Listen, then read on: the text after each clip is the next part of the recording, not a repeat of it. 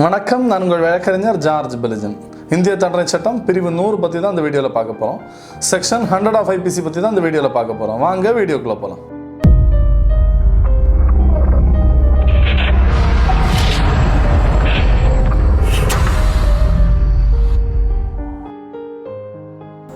Section 100 of IPCயில் என்ன சொல்லியிருக்காங்கன்னா, தற்காப்போட அளவுகளை பற்றி சொல்லியிருக்காங்க. அதாவது நம்மளை ஒரு நபர் கொலை பண்ண வராங்க, எந்த அளவுக்கு நம்மளை தற்காத்து கொள்ளலாம், அதுக்கு என்னென்ன செயல்கள் நம்ம செய்யலாம் அப்படிங்கிறதுக்கு ஒரு அளவீடு சொல்கிறாங்க. அதுதான் செக்ஷன் 100ல் சொல்கிறாங்க. இதில் 7 பாயிண்ட் கொடுத்துருக்காங்க.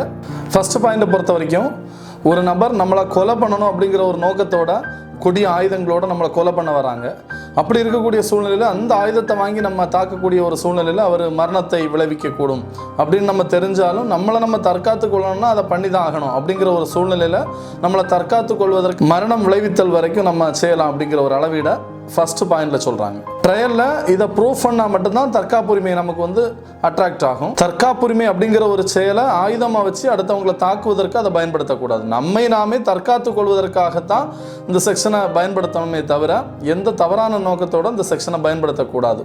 இதை தான் இந்த செக்ஷன்ல டீட்டெயிலாக சொல்றாங்க. செகண்ட் பாயிண்ட்ல என்ன சொல்றாங்கன்னா, கொடிய காயத்தை ஏற்படுத்தக்கூடிய அளவுக்கு ஒரு ஆயுதத்தை கொண்டு அவர் தாக்குறாரு அப்படின்னா அந்த ஆயுதத்தாலேயோ இல்லைன்னா நம்மளை நாமே தற்காத்து கொள்வதற்கு அதை தடுப்பதற்காக நாமளும் கொடுங்காயம் ஏற்படுத்த அளவுக்கு நம்ம அந்த தற்காப்புரிமையை பயன்படுத்தலாம் அப்படின்னு சொல்லி நமக்கு செகண்ட் பாயிண்ட்ல சொல்லியிருக்காங்க. தேர்ட் பாயிண்டை பொறுத்த வரைக்கும் third point fourth point connect ஆகும். Third point பெண்களுக்கானது.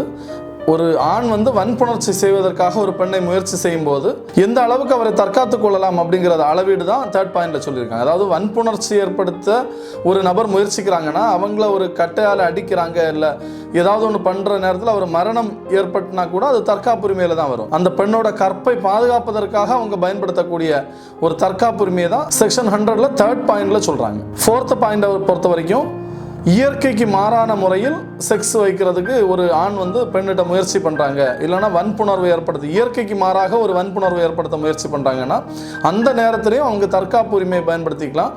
அந்த தற்காப்புரிமை மரணம் விளைவிக்கக்கூடிய அளவுக்கு அவங்க பயன்படுத்திக்கலாம் அப்படிங்கிறதான் இதில் அளவீடாக சொல்கிறாங்க. முறையற்ற பாலியல் ரீதியாக தொந்தரவு செய்வது, முறையற்ற பாலியல் வன்புணர்ச்சியில் ஈடுபட முயற்சிப்பது, இந்த மாதிரி நேரங்களில் ஏதாவது ஒரு தற்காப்புக்காக அவங்க ஒரு அடி அடித்து அந்த இடத்துல ஒரு மரணம் நிகழ்ந்தா கூட அது தற்காப்புரிமைக்கு உள்ளதான் வருமே தவிர அது கொலை ஆகாது அப்படிங்கிறதான் இந்த செக்ஷனில் ஃபோர்த் பாயிண்ட்ல எக்ஸ்பிளைன் பண்ணுறாங்க. ஃபிஃப்த் பாயிண்டை பொறுத்த வரைக்கும், ஆள் கடத்துதல், கிட்னாப்பிங். அதாவது ஒரு நபரை கடத்திட்டு போகிறாங்க அப்படின்னா அந்த நபர் அங்கேருந்து தப்பிக்கிறதுக்காக அவர் ஒரு அடி அடிக்கவோ இல்லை ஏதாவது ஒரு பண்ணவோ அதில் ஒரு மரணம் விளைவித்தால் கூட அது குற்றமாகாது, அது தற்காப்புரிமையில் தான் வரும் அப்படின்னு தான் ஃபிஃப்த் பாயிண்ட்ல சொல்கிறாங்க. சிக்ஸ்த் பாயிண்டை பொறுத்த வரைக்கும், ஒரு கடத்தல் கும்பல் சேர்ந்து ஒரு நபரை கடத்திட்டு போறாங்க. அந்த கடத்தல் கும்பல்லேருந்து இவர் தப்பிச்சு வர்றதுக்காக அவர் தற்காப்புரிமை பயன்படுத்திக்கலாம். எந்த அளவுக்குன்னு பார்த்தீங்கன்னா, மரணம் விளைவிக்கக்கூடிய அளவுக்கு குற்றம் அவர் ஏற்படுத்தி அந்த இடத்துல தப்பிக்கிறதுக்கு முயற்சி பண்ணலாம் அப்படிங்கிறது தான் இந்த செக்ஷன், அதாவது சிக்ஸ்த் பாயிண்ட்ல சொல்றாங்க. செவன்த் பாயிண்டை பொறுத்த வரைக்கும், ஒரு நபர் ஆசிட் அடிக்கிறதுக்கு முயற்சி பண்றாரு. அதாவது ஆசிட்டால அவங்க முகத்தை சிதைக்கவோ இல்லை அவங்க உடலை சிதைக்கவோ முயற்சி பண்றாங்கன்னா அவங்களை தற்காத்து கொள்வதற்காக மரணம் விளைவிக்கக்கூடிய அளவுக்கு குற்றம் புரிந்தாலும் அது தற்காப்புரிமையில தான் வரும் அப்படின்னு தான் இதுல அளவீடா சொல்றாங்க. செக்ஷன் 100 பொறுத்த வரைக்கும் 7 பாயிண்ட்ஸ் கொடுத்துருக்காங்க.